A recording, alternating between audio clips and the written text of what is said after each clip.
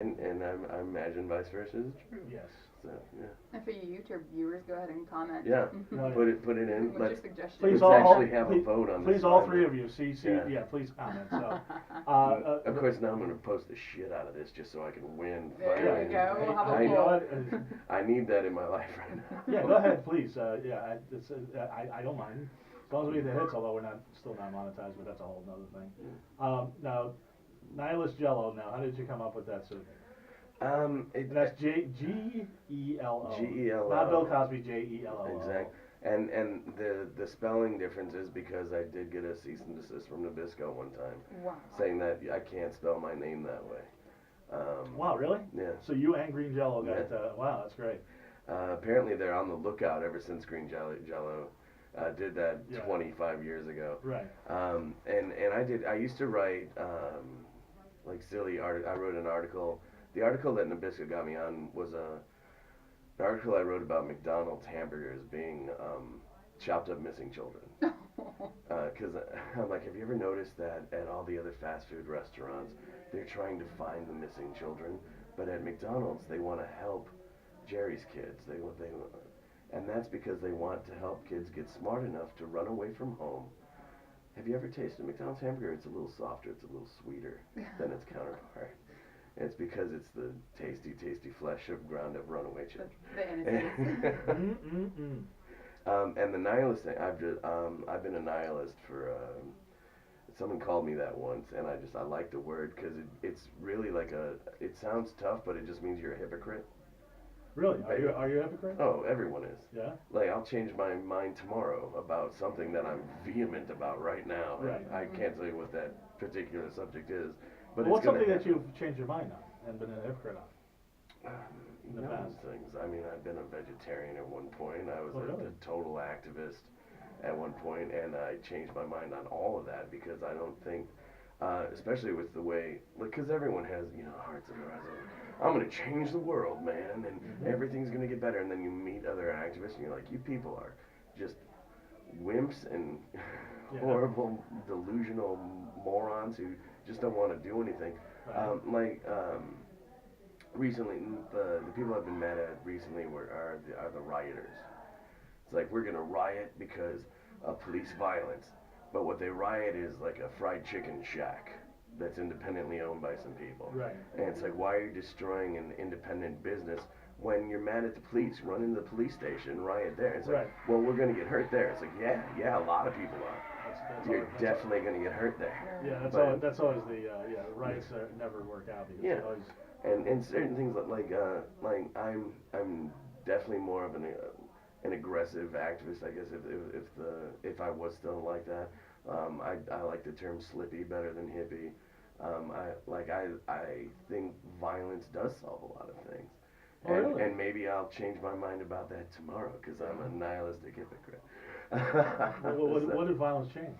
Well, they always say violence isn't the answer, but violence is a great answer. It just might not be a good one. Right. Violence changes everything. War changes things. If it didn't, we'd have a huge Germany right now. Yeah. We'd still all be drinking tea. Now, is this something that you came to the conclusion when you were wrestling, or? No. Wrestling's like moshing to me. It's like I enjoy chaos. Right. And I've always enjoyed chaos, and there's a lot of chaos in things. So when you can take it and embrace it, it's to me it seems to make everything else a little easier. Right. Because we had Liam here a few weeks ago. He used to be a wrestler. And used to be how far did you go with it? I did pretty well. Like I actually started as I don't know Liam's thing. I wasn't an entertainment wrestler when I started. I was a real semi-pro fighter. Like I did mixed martial arts and Okay. Oh, wow. and I got to entertainment wrestling through friends and then played on different I did get to certainly I got paid a little bit. And by paid I mean I got $50 Right. to wrestle in a high school gym with people who once were in the WWE Yeah. but are now also in that same high school Oh, gym. so it was like The Wrestler, the movie. Yeah. Like you were there with a bunch of like Hacksaw Jim Duggan, and he's like Yeah. 60 years old. And tons of people are like, you don't know what this is about, kid. And it's like actually, I'm just getting beer money. This is your life. So what is your record? Uh, Well, what was your name? What was your wrestling name?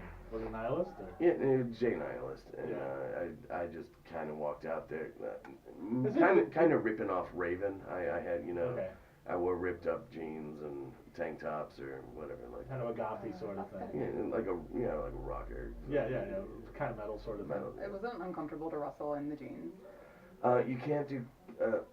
Well, the thing is, the first time you throw a high kick, you're gonna rip those things. Yeah, anyway, yeah.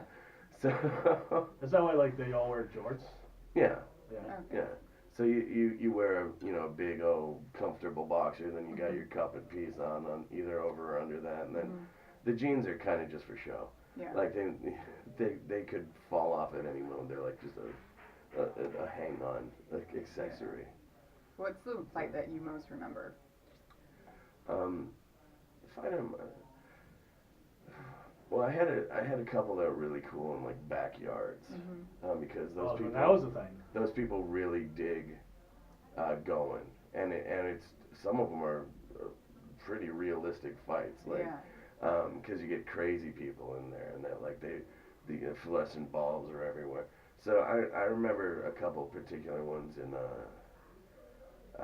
Columbus, Ohio, of all places. We were in a huge backyard, and there's lots of weapons, and we could jump off of a garage as the high, like the, See, that's the what's cage dangerous. height. Yeah, and we were all getting really messed up. Oh yeah. I But remember when you're young, you're rubbery, and I think that's the one that stands out most in my mind, because I like my feet were bleeding like crazy, like I had huge gouges everywhere. I was black and blue all over the place. Did you jump off a garage? I definitely did. Oh, Of yeah? course. Did you jump off a garage? Yeah, I actually jumped off the garage the wrong way, and landed on there was this pyramid of logs, Ooh.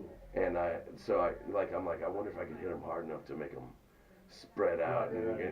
yeah, I could not do that. They did not move. Ouch. And yeah, it hurt pretty severely. And after that, there's a huge party, and of course everyone's coming. I'm like, oh, you are so crazy. Can I want to touch the boo-boos and all that. Ooh. But I remember that one because it was particularly menacing, and everyone was really hurting themselves. And I think about that, and I thought about that several years later when Tony Hawk, the video games were coming out, and they're all Right. popular, and I really liked them. And they inspired me to get a skateboard again to see if I could still do it. Right. And I went to the skate park in Chicago, and I tried to jump down some stairs, and I fell down. And when you fall down and you're 15 or you're 18, you're all rubbery. right back up. You get back up, and you're like, normally you're like, did you see that? Me, I wiped out. I'm gonna do it again. But I fell down, and I thought I was dead. And like all the air went out of my lungs. Like I felt all the brittle bones moving. And I full on just took the skateboard and turned to a kid who didn't have one. I'm like, do you want to use this? And I left. Wow. Like, I did not ask for it back. I'm like, I'm never getting on it again. Oh. Yeah. There's no point in taking it home. Smart move though. Yeah. Yeah. Good call. But now, is wrestling how you met the Insane Clown Posse, or you just went to an audition for that? With them, I did a lot of street team work, but I met them through parking lots. At wrestling shows. And, So, and just, yeah, I'm assuming you grew up in the Midwest from what yeah, I'm from I lived in Chicago most of my life. So Okay. a lot of it was there. And yeah,